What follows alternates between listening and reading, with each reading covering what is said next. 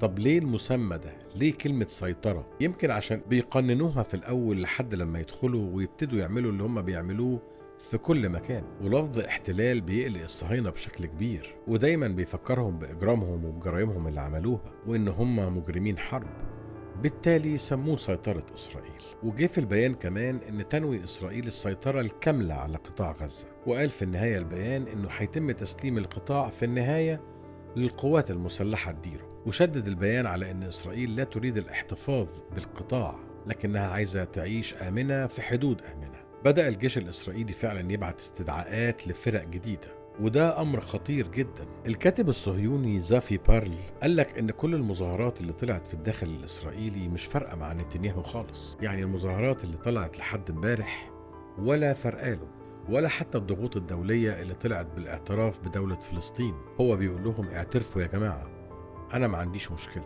مفاجأتنا يا صديقي واللي هقولك عليها، مفيش احتلال، لأن الجيش الإسرائيلي مش هيقدر يعمل عملية احتلال لغزة واقتحام ليها، وفي الآخر نتنياهو هيتراجع وهيقبل بصفقة الرهاين. والكلام ده برضه مش صح. ده الكلام اللي قاله زافي بارل، اللي حابب أقولك عليه النهاردة. ومفاجأة حلقتنا إن نتنياهو عياره فلت وبيعمل اللي هو عايزه، وهو واخد ضوء أخضر من دونالد ترامب. حسب موقع واشنطن بوست منزلة النهاردة مقال بتقول إن ترامب هيوافق على شوية مساعدات زيادة لدولة فلسطين. التمويل هيجي منين؟ هيجي من قطر. بالنسبة للمساعدات، أنا قصدي إن النهاردة التمويل هيجي من قطر، مش قصدي حاجة، بس قصدي إن دونالد ترامب مش هيدفع حاجة. في سياق متصل أكدت الخارجية الأمريكية إن دونالد ترامب عايز ينهي الحرب في غزة في أسرع وقت، وقالت إن ترامب هيعلن عن خطة للمساعدات أو خارطة طريق للمساعدات للفلسطينيين. وقالت كمان إن ترامب بيعمل حاليا على تغيير المنظر أو الشكل في غزة.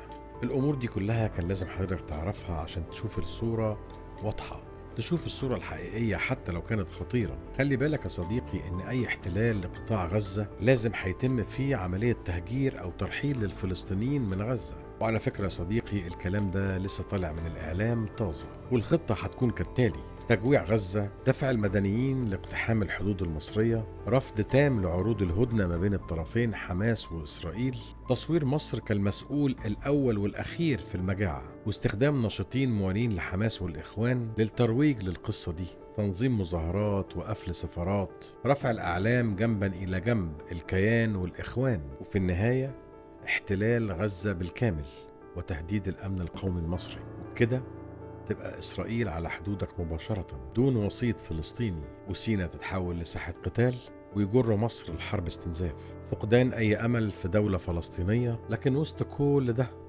مصر قارية وشايفة وعارفة ودارسة. مصر بترد في الوقت الصح، مصر ما بتسكتش، مصر عارفة بتعمل إيه كويس قوي، وجيشها قوي قوي. أشوفكوا على خير.